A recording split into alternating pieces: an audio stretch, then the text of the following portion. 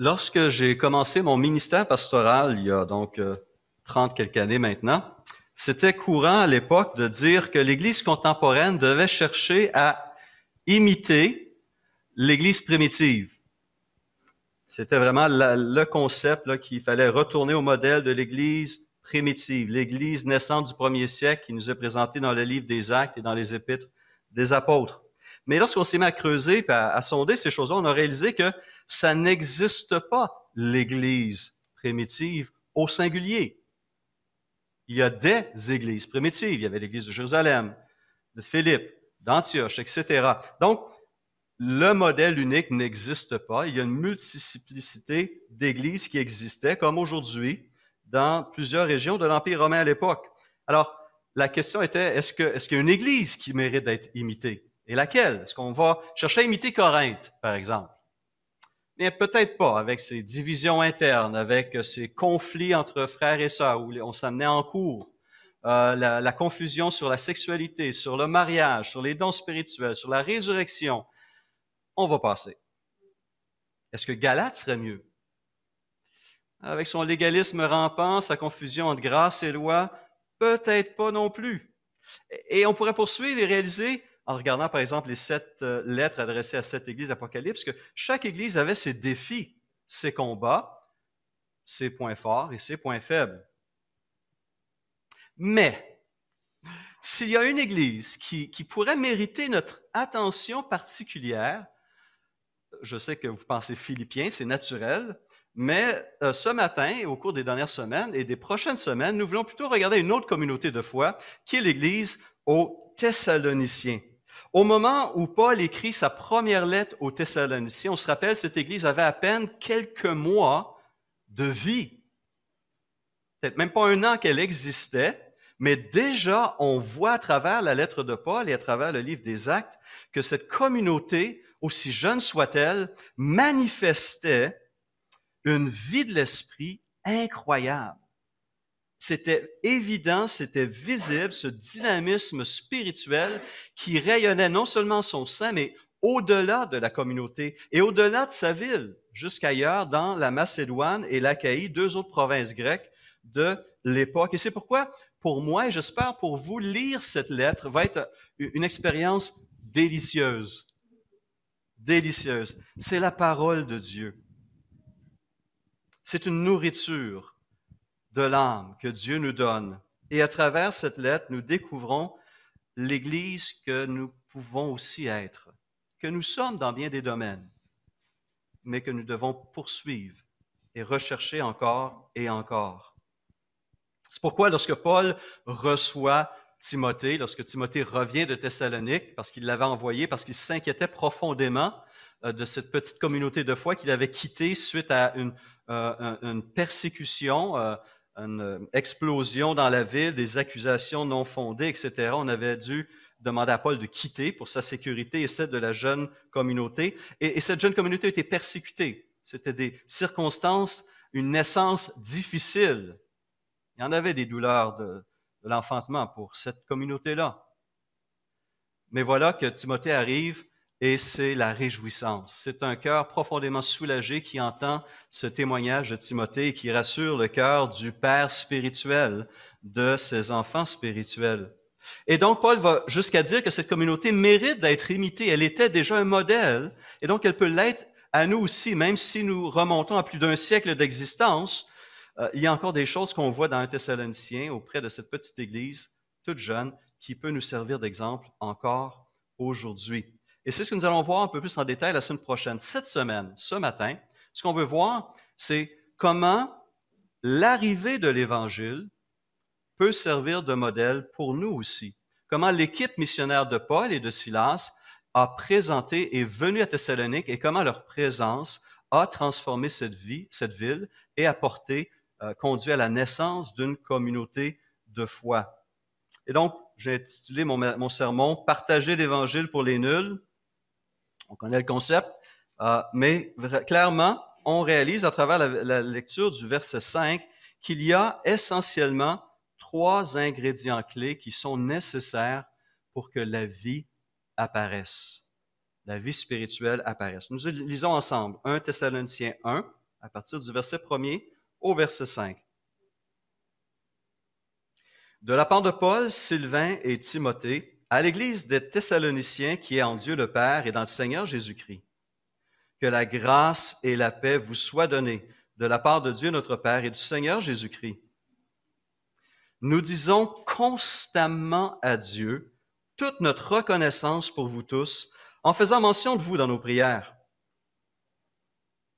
Nous nous rappelons sans cesse l'ouvrage ou l'œuvre de votre foi, le travail de votre amour et la fermeté de votre espérance en notre Seigneur Jésus-Christ devant Dieu notre Père. Nous savons, frères et sœurs, aimés de Dieu, qu'il vous a choisis parce que notre évangile ne vous a pas été prêché en parole seulement, mais avec puissance, avec l'Esprit Saint et avec une pleine conviction.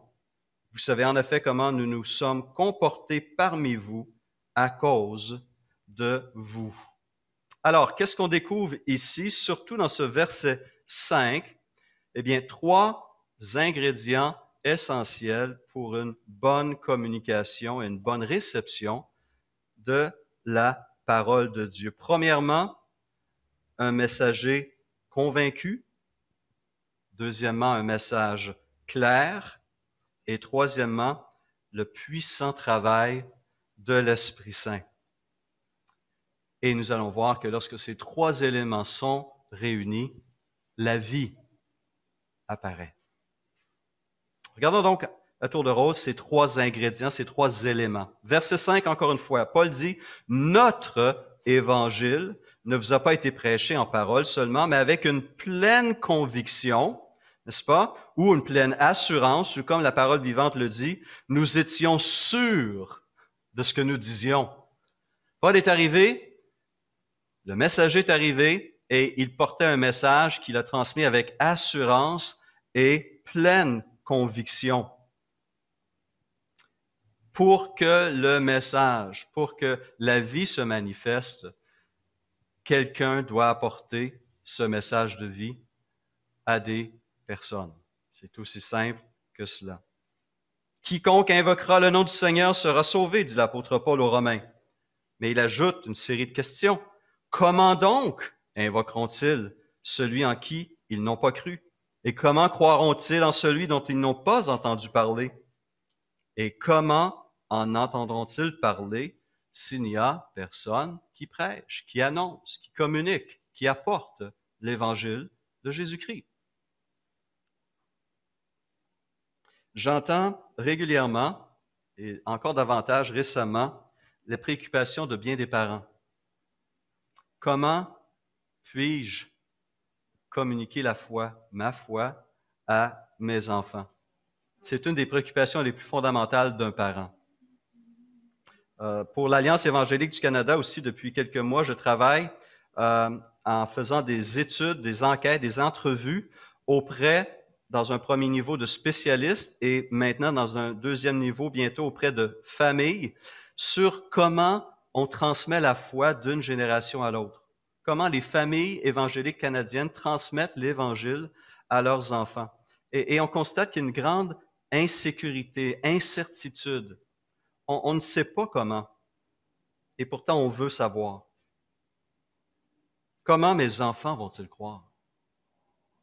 Comment mes parents, ma fratrie, vont-ils entendre l'Évangile? Comment mes collègues de travail vont-ils entendre parler de Jésus-Christ? Bien, ce texte d'un Thessaloniciens 5 nous démontre clairement que Dieu a décrété qu'il sauverait ses élus en se servant de nous, tout simplement, en faisant de nous ses envoyés, ses messagers, ses disciples et ses témoins de Jésus-Christ. Alors, nous ne sommes pas tous évangélistes, ça c'est un fait, on n'a pas tous reçu ce don, mais nous sommes tous appelés à être des témoins de Jésus-Christ, et la parole est claire, Jésus a fait cette promesse, il l'a tenue, qu'en tant que disciple, en tant que témoins, nous allions recevoir une puissance qui est le Saint-Esprit survenant sur nous, et nous possédons tous, en tant que disciples de Jésus-Christ, cette puissance, cette présence en nous. La puissance de Dieu est en nous et nous accompagne.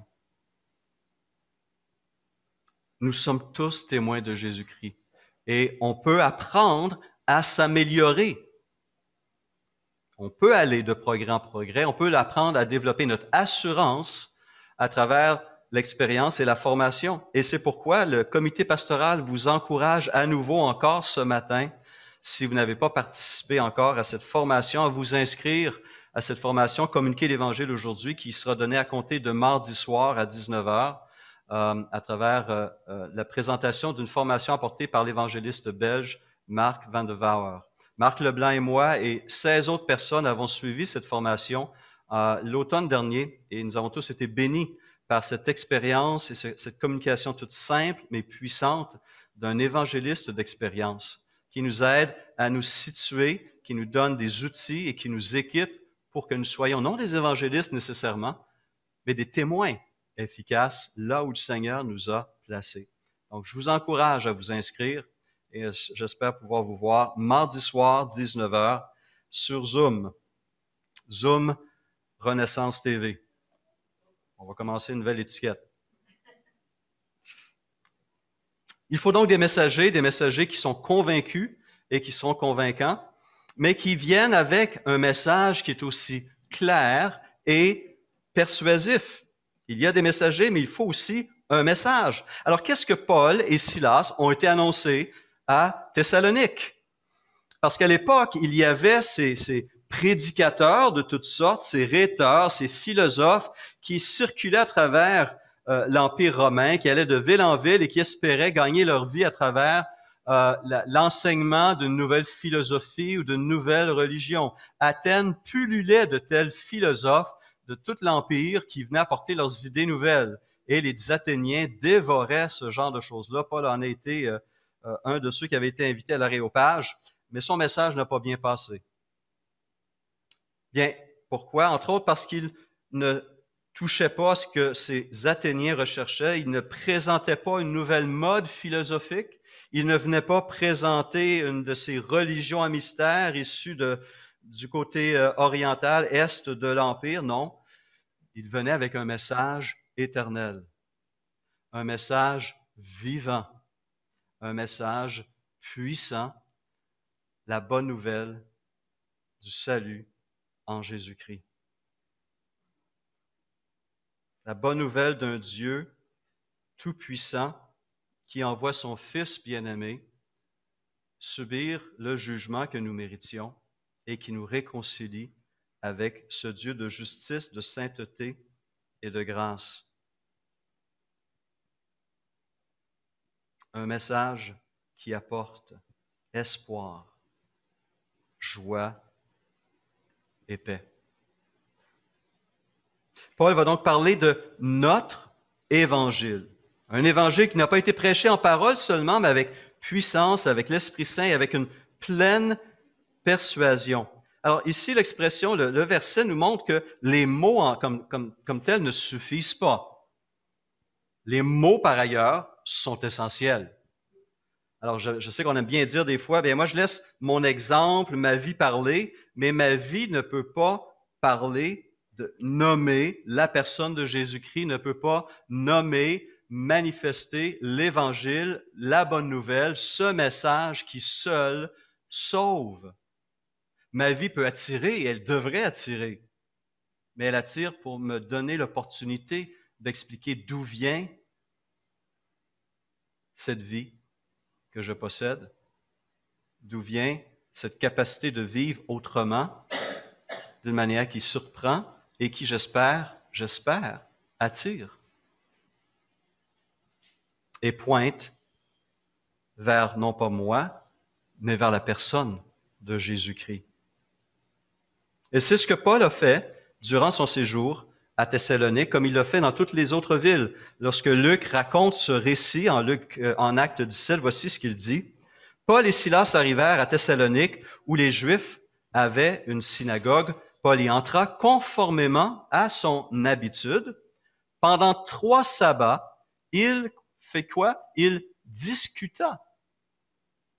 Il discuta avec eux à partir des Écritures en expliquant et démontrant que le Messie devait souffrir et ressusciter. Ce Jésus que je vous annonce, disait-il, c'est lui qui est le Messie. Alors ici, il s'adressait à un groupe de gens qui déjà avaient tout un arrière-plan biblique, religieux. Il s'adressait à une synagogue, à des Juifs qui connaissaient évidemment leur Bible hébraïque, l'Ancien Testament. Il y avait des craignants Dieu, des non-Juifs qui s'étaient convertis au judaïsme. Et donc, ce message avait déjà une base solide et c'est sur cette base qu'il a pointé ces textes de l'Ancien Testament qui annonçaient la venue d'un Rédempteur, d'un Sauveur, d'un Messie.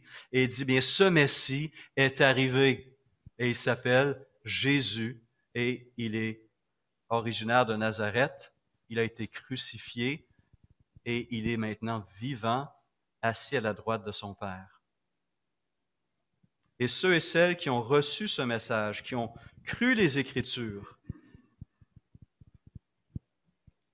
ont reconnu en ce serviteur souffrant Jésus-Christ, le Messie promis, le Rédempteur, non seulement des Juifs, mais du monde. Il y a donc un message clair à communiquer, et ce message est la bonne nouvelle de Jésus-Christ. Et Paul a pu communiquer cette parole avec puissance et conviction parce qu'il savait que le message lui-même, pas le papier ou l'encre, mais le message lui-même avait une puissance surnaturelle que Dieu utilisait pour toucher et transformer les cœurs. Et tous les auteurs du Nouveau Testament sont unanimes pour reconnaître dans cette parole-là une puissance vivante, incroyable, qu'aucun autre livre ne possède ou ne possédera. 1 Pierre 1, 23, vous avez été régénérés, vous êtes nés de nouveau, non par une parole corruptible, une semence corruptible, mais par une semence incorruptible, par la parole vivante et permanente de Dieu, par la parole de l'Évangile. Cette parole est celle qui vous a été annoncée par l'Évangile, dit Pierre. Jacques, chapitre 1, le Père des Lumières nous a engendrés selon sa volonté, comment? Par la parole de vérité. Paul dira aux Romains, la foi vient de ce que l'on entend, et ce qu'on entend vient de la parole de Christ. Et cette parole est puissante et vivante pour aller défoncer n'importe quelle porte blindée qu'on voudrait mettre pour empêcher la lumière d'entrer. Elle pénètre au plus profond de notre être et vient nettoyer, éclairer et transformer toute personne en profondeur. La parole de Dieu est vivante et efficace, plus tranchante qu'une épée quelconque à 2 tranchants, pénétrante jusqu'à partager âme et esprit, jointure et moelle. Elle juge les sentiments et les pensées du cœur. Rien ne peut résister à cette parole.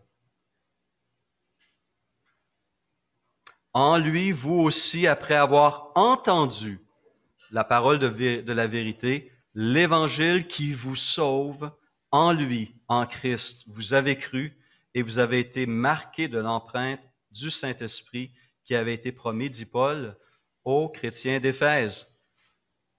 Et cette parole ne fait pas qu'agir au départ, elle continue à agir en ceux qui croient au fur et à mesure qu'on grandit dans sa connaissance, qu'on la médite, qu'on s'en nourrit. Elle nous renouvelle, elle nous transforme, elle est vivante, frères et sœurs. Elle est puissante.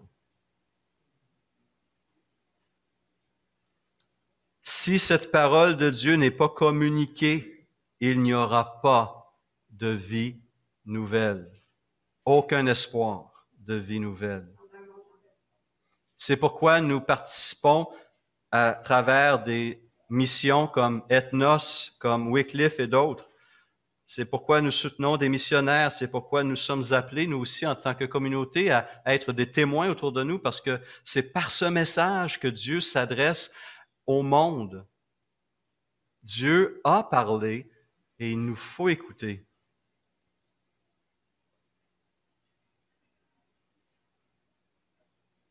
Seule la Bible possède cette capacité surnaturelle pour transformer éternellement des vies. Est-ce que nous avons désiré, comme des enfants nouveau-nés, ce lait spirituel et pur, afin que par lui vous croissiez pour le salut si vous avez goûté que le Seigneur est bon? Alors, il y a quelques années, je dirais plus de 20 ans, je feuilletais un magazine du National Geographic et je suis tombé sur une image qui m'est restée. Je vois encore le visage de cet homme, un aborigène de la Papouasie-Nouvelle-Guinée. Il a dans sa main droite une bouteille de Coke et dans sa main gauche son lunch, qui n'est pas tout à fait un lunch que je chercherais. Ça ressemblait pour moi à une chenille géante. Elle était impressionnante, cette chenille-là, mais on avait la photo de cet aborigène et pour lui, il avait son lunch puis il était tout heureux d'être prêt à manger. C'est bizarre, mais ça n'a pas le même effet sur moi. Hein? Je vois déjà, j'entends les remarques. Hein? On est d'accord que les goûts ne se discutent pas, mais constatons à travers cette image-là que les goûts nous viennent de notre famille et de notre communauté. Les goûts s'acquièrent très tôt, n'est-ce pas? Je regarde ces clips vidéo que notre fille Sophie nous envoie avec notre petite Lydia, puis ça me rappelle ce que moi je faisais avec mes enfants. Quand c'était le temps de manger, eh bien, je m'assoyais devant ma fille ou mon garçon, et le plat était là, la cuillère était là, je prenais une partie de leur repas, je les regardais avec un gros sourire, je disais « et je prenais une bouchée pour montrer que « c'est bon, attends, en veux-tu? » Oui, hein? Et ensuite, je prenais une cuillère et dans la bouche de l'enfant, et l'enfant, innocent, et avec le temps, il prenait plaisir. Et c'est comme ça qu'on l'exposait à toutes sortes de saveurs. J'ai donné l'exemple. J'ai donné le goût de manger à mon enfant. Des produits qui peut-être, sans moi ou sans sa mère, n'auraient jamais été exposés. Les goûts s'acquièrent. Est-ce qu'en tant que parent, je donne le goût de la parole de Dieu à mes enfants? Est-ce qu'ils voient en moi que je savoure cette parole jour après jour? Qu'elle est un aliment par excellence, un aliment préféré, que je m'en nourris avant d'en nourrir les autres? Est-ce que je leur donne le goût de manger et de boire? Ça commence là, aussi simplement possible. Par l'exemple et par l'action. C'est pourquoi nous avons ciblé cette année l'année de la Bible, pour nous redonner le goût de cette parole, nous replonger dans cette parole et indirectement servir d'exemple aussi à ceux et celles qui nous regardent, tout premièrement nos propres enfants. Et donc, dans ces deux premières choses, nous trouvons deux des trois ingrédients indispensables pour une transmission efficace de l'Évangile: un message, un messager. Un messager convaincu, un message puissant. Mais ce n'est pas tout. En passant, si vous voulez savoir si vous êtes prêt à le communiquer, faites ce petit test que je donne à tous ceux qui suivent le cours Matthieu son disciple. On a une leçon sur l'Évangile et je leur dis, bien, je vous mets au test. Je suis un collègue de travail. Je viens d'apprendre que tu te prépares à te faire baptiser, que tu te dis chrétienne. Tu m'as parlé de l'Évangile, que tu as accepté Jésus. Explique-moi donc en 5 minutes, ça veut dire quoi ça, la bonne nouvelle? C'est quoi la bonne nouvelle? C'est quoi ça? C'est qui ça, Jésus? C'est quoi l'Évangile? Il y en a qui sont pas confortables dans leur chaise des fois. Hein? Mais c'est là que ça se joue, n'est-ce pas? Comment je communique ce message simplement? 5 minutes? 3 minutes? Qu'est-ce que je peux dire? Qu'est-ce qui est essentiel à dire? Qu'est-ce qui est le cœur du message? Est-ce que j'ai même de la pratique?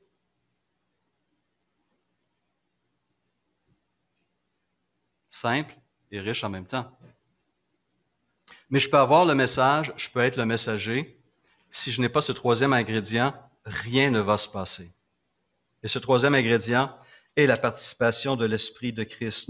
Notre Évangile, verset 5, encore une fois, vous a été prêché avec puissance, avec l'Esprit Saint.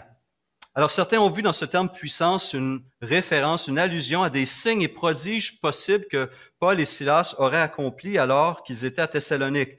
Mais encore une fois, lorsqu'on lit Acte 17, on ne trouve aucun miracle accompli dans cette ville-là. Mais la puissance surnaturelle a agi parce que l'Esprit de Dieu était présent et on le voit parce que des vies ont été transformées et une communauté de foi a été bâtie. Et des hommes et des femmes ont persévéré dans ce témoignage de foi.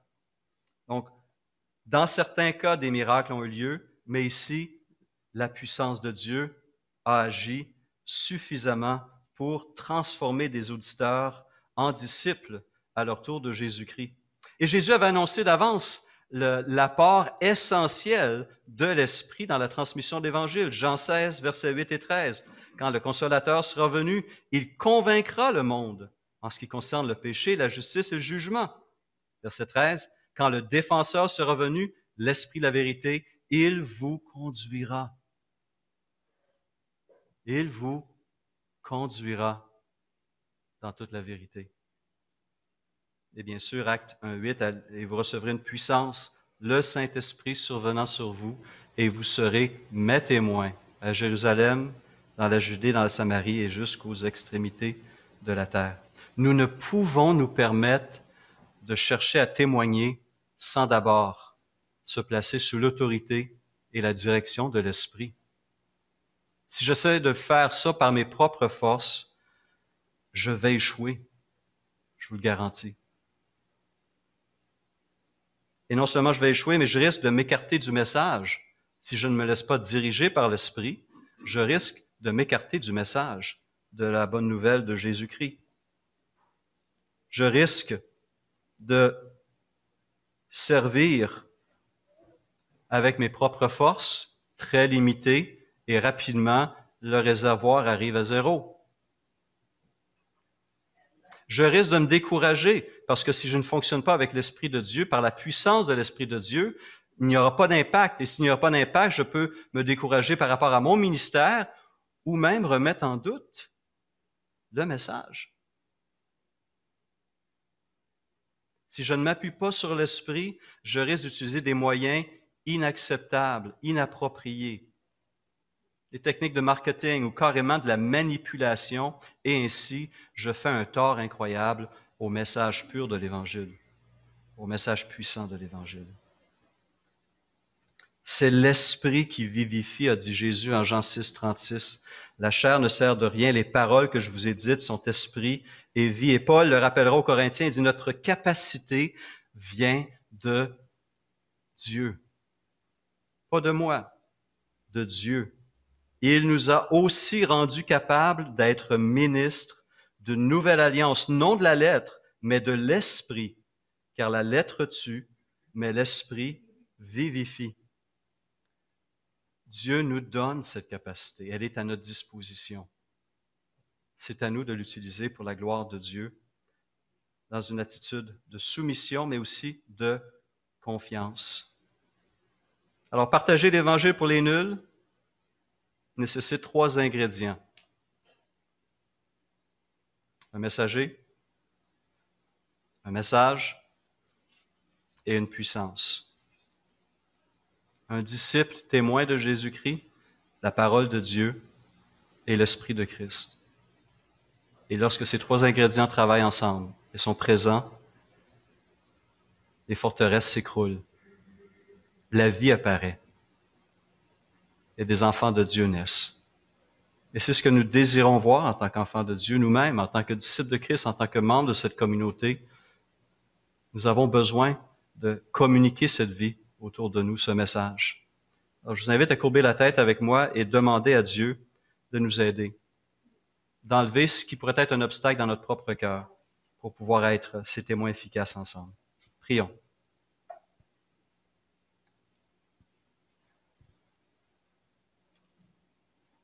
Seigneur Jésus, nous reconnaissons que sans toi, nous ne pouvons rien faire. Seigneur, nous reconnaissons à nouveau ce matin que tes paroles sont les seules paroles de vie. les seules paroles vivantes et puissantes qui transforment les cœurs et les pensées. Parce qu'on en subit encore aujourd'hui les effets et on veut continuer, Seigneur, à les subir, à les vivre. Et nous reconnaissons, Seigneur, que tu as donné ton esprit et qu'il souhaite travailler à travers nous et par nous pour conduire des personnes à Jésus-Christ. Seigneur, on a de la difficulté à le faire. On a des craintes, des réticences. On a des cœurs durs. Mon cœur est dur. Viens, s'il te plaît, nous renouveler dans la mission que tu nous as confiée, dans l'appel que tu as placé sur notre vie et sur la vie de cette communauté. Prépare ceux vers qui tu souhaites nous envoyer, mais surtout prépare-nous, s'il te plaît. Et je te prie de bénir cette formation qui sera donnée mardi, dans les mardis à suivre, que tu puisses agir puissamment, Seigneur, dans les cœurs et susciter des témoins efficaces. Et peut-être à travers ces témoins, un évangéliste ou deux ou trois. Mais merci pour ces moyens que tu nous donnes d'aller de progrès en progrès dans cette marche ici-bas. Bénis, je t'en prie, mes frères et mes sœurs. Accompagne-les sur leur retour. Sanctifie-les et glorifie ton nom à travers eux, je t'en prie. Amen.